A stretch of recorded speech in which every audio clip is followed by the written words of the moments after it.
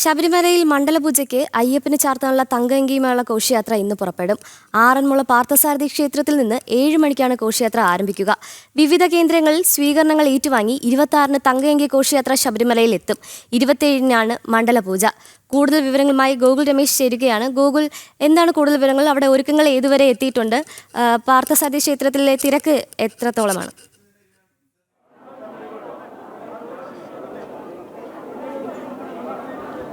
അമൃത, ഒരുക്കങ്ങളൊക്കെ പൂർത്തിയായി കഴിഞ്ഞിട്ടുണ്ട്. ഇനി നിമിഷങ്ങൾ മാത്രമാണ് അവശേഷിക്കുന്നത് തങ്കഅങ്കി ഘോഷയാത്ര പുറപ്പെടുന്നതിനായിട്ട്. നമുക്ക് ആറന്മുള പാർത്ഥസാരഥി ക്ഷേത്രത്തിലെ തിരക്ക്, ഭക്തജന തിരക്ക് നമുക്ക് കാണുവാനായിട്ട് സാധിക്കുന്നതാണ്.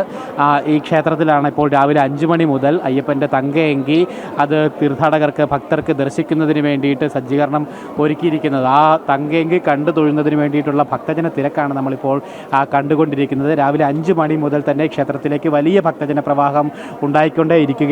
തങ്കഅങ്കി കണ്ടു തൊഴുന്നതിന് വേണ്ടിയിട്ട് ഇനി അരമണിക്കൂർ സമയത്തോളം കൂടി മാത്രമേ തങ്കഅങ്കി ആറന്മുള പാർത്ഥസാരഥി ക്ഷേത്രത്തിൽ തീർത്ഥാടകർക്ക്, ഭക്തർക്ക് ദർശിക്കുവാനായിട്ട് അവസരമുണ്ടാവുകയുള്ളൂ. അതിനുശേഷം ഇവിടെ നിന്നും തങ്കഅങ്കി ഘോഷയാത്ര പുറപ്പെടുന്നുണ്ടാകും. ഒപ്പം 7 മണിയോടുകൂടി തന്നെയാണ് ഈ ഘോഷയാത്രയ്ക്ക് ആരംഭമാകുന്നത് എന്നുള്ളതാണ് നമുക്ക് ലഭ്യമാകുന്ന വിവരം. എന്തായാലും പരമാവധി ഭക്തർ അതിനു മുൻപ് ആറന്മുള ക്ഷേത്രത്തിലെത്തി തങ്കഅങ്കി കണ്ടു തൊഴുന്നതിന് വേണ്ടിയിട്ടുള്ള വലിയ തിരക്കാണ് നമ്മളിപ്പോൾ കണ്ടുകൊണ്ടിരിക്കുന്നത്. നിലവിൽ ബാക്കി ഒരുക്കങ്ങളും ചടങ്ങുകളും ഒക്കെ തന്നെ പൂർത്തിയായിട്ടുണ്ട്.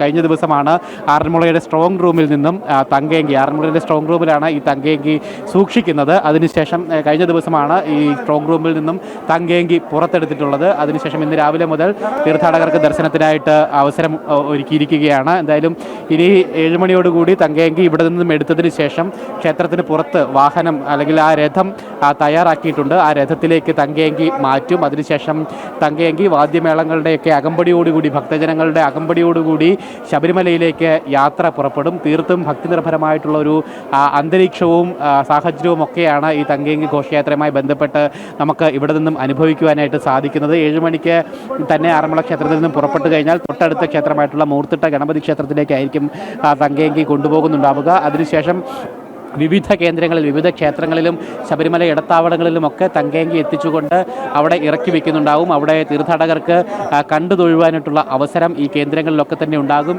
2 ദിവസങ്ങൾ നീണ്ടു നിൽക്കുന്ന യാത്രയാണ് തങ്കഅങ്കി ഘോഷയാത്ര ശബരിമലയിലേക്ക് നടത്തുന്നത്. ഇന്നിപ്പോൾ ഇവിടെ നിന്നും ആറന്മുള ക്ഷേത്രത്തിൽ നിന്നും ആരംഭിക്കുന്ന തങ്കഅങ്കി ഘോഷയാത്ര 26-നായിരിക്കും ശബരിമലയിൽ എത്തിച്ചേരുന്നുണ്ടാവുക. 26-ന് ഉച്ചയോട് കൂടിയിട്ടാണ്, 26-ന് രാവിലെ പെരുന്നാട് അയ്യപ്പസ്വാമി ക്ഷേത്രത്തിൽ നിന്നും യാത്ര ആരംഭിക്കും. അതിനുശേഷം 26-ന് ഉച്ചയോടുകൂടി പമ്പയിൽ എത്തിച്ചേരും. പമ്പ ഗണപതി ക്ഷേത്രത്തിൽ തങ്കഅങ്കി ഭക്തർക്ക് ദർശിക്കുവാനായിട്ട് അവസരമുണ്ടാകും. രഥത്തിൽ നിന്നും പമ്പ ഗണപതി ക്ഷേത്രത്തിൽ ഇറക്കി വയ്ക്കും. അതിനുശേഷം ഈ തങ്കഅങ്കി ശബരിമലയിലേക്ക് അന്ന് വൈകിട്ട് 26-ന് വൈകുന്നേരം 3 മണിയോട് കൂടിയിട്ടാണ് ശബരിമലയിലേക്ക് പുറപ്പെടുന്നുണ്ടാവുക. തുടർന്ന് ശരംകുത്തിയിൽ ഔദ്യോഗികമായിട്ടുള്ള ആചാരപരമായിട്ടുള്ള സ്വീകരണം ദേവസ്വം ബോർഡും മറ്റ് അധികൃതരും ചേർന്നുകൊണ്ട് തങ്കഅങ്കിക്ക് നൽകും. അതിനെ സ്വീകരിക്കും. അതിനുശേഷം ഈ ദേവസ്വം അധികൃതരുടെ അകമ്പടിയോടുകൂടി, വാദ്യമേളങ്ങളുടെ അകമ്പടിയോടുകൂടി ശരംകുത്തിയിൽ നിന്നും സന്നിധാനത്തേക്ക് തങ്കഅങ്കി എത്തിക്കും. സന്നിധാനത്ത് 18-ാം പടി കയറി മുകളിലെത്തുന്ന തങ്കഅങ്കിയെ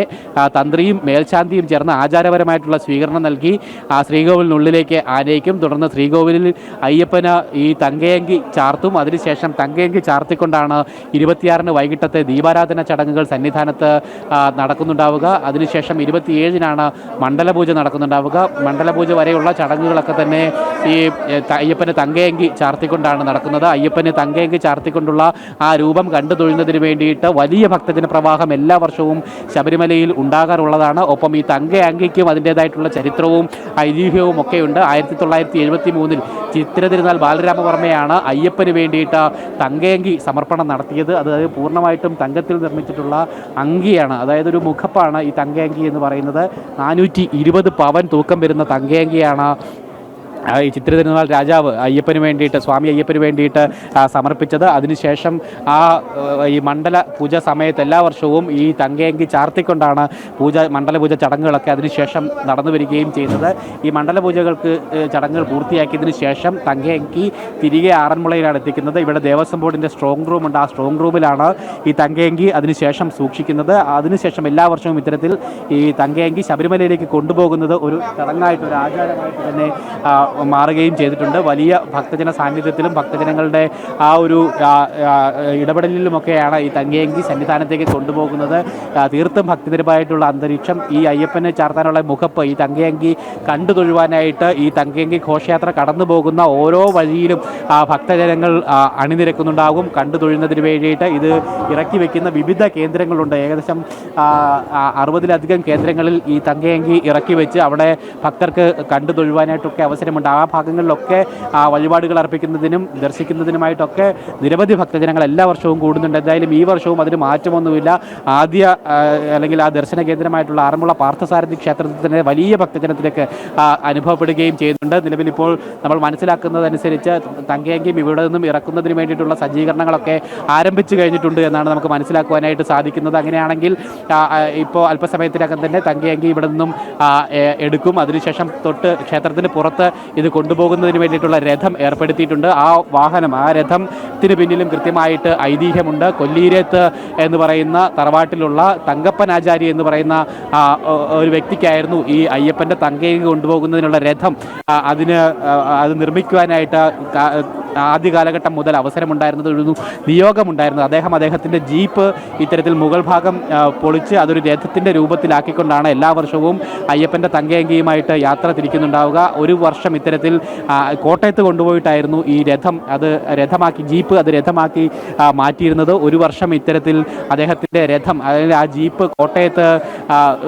ഈ തിരുനക്കര ക്ഷേത്രത്തിൻ്റെ സമീപത്ത് നിന്നും മോഷണം പോയി. അന്ന് അദ്ദേഹം അയ്യപ്പനെ മനസ്സുരുകി പ്രാർത്ഥിച്ചു എന്നാണ് അറിയുന്നത്. അതായത് ഈ ജീപ്പ് അല്ലെങ്കിൽ തൻ്റെ വാഹനം തനിക്ക് തിരിച്ചു ലഭിക്കുകയാണെങ്കിൽ ഇനി എല്ലാ വർഷവും ആറന്മുളയിലുള്ള തൻ്റെ വീട്ടിൽ വെച്ച് തന്നെ രഥം പണിഞ്ഞുകൊണ്ട് തങ്കയങ്കി ഘോഷയാത്രയുമായിട്ട് വന്നുകൊള്ളാമെന്നുള്ള പ്രാർത്ഥന അദ്ദേഹം നടത്തി. വളരെ അത്ഭുതമെന്ന് പറയട്ടെ, അന്ന് തന്നെ ഇത്തരത്തിൽ കോട്ടയത്തിന് സമീപത്ത് നിന്ന് തന്നെ ആ ജീപ്പ് ഉപേക്ഷിക്കപ്പെട്ട നിലയിൽ കണ്ടുകിട്ടി എന്നുള്ളതാണ് ഒരു ഐതിഹ്യം, ഒരു കഥ നിലനിൽക്കുന്നത്. അതിനുശേഷം അദ്ദേഹം കോട്ടയത്തേക്ക് കൊണ്ടുപോയിട്ടില്ല ജീപ്പ് പണിയുന്നതിന് വേണ്ടിയിട്ട്. ഈ പത്തനംതിട്ടയിൽ തന്നെ അദ്ദേഹത്തിൻ്റെ ജീപ്പ് രഥമാക്കി. ശബരിമല മണ്ഡലപൂജയ്ക്ക് അയ്യന് ചാർത്താനുള്ള തങ്കയങ്കിയുള്ള ഘോഷയാത്ര അല്പസമയത്തിനകം തന്നെ ആറന്മുള പാർത്ഥസാരഥി ക്ഷേത്രത്തിൽ നിന്നും പുറപ്പെടും. കൂടുതൽ വിവരങ്ങൾ നൽകുകയെന്ന് പാർത്ഥസാരഥി ക്ഷേത്രത്തിൽ നിന്നും ഗോകുൽ രമേശ്.